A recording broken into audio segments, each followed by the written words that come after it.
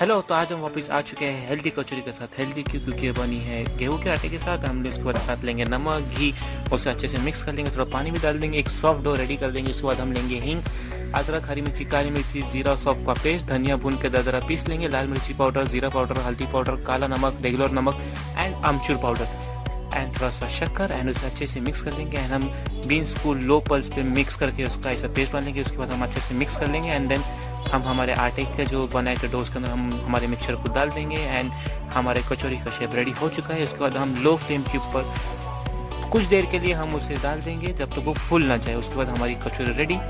Please like, share and subscribe and ये बहुत tasty है, इसे बना के ज़रूर खाइए। Thank you.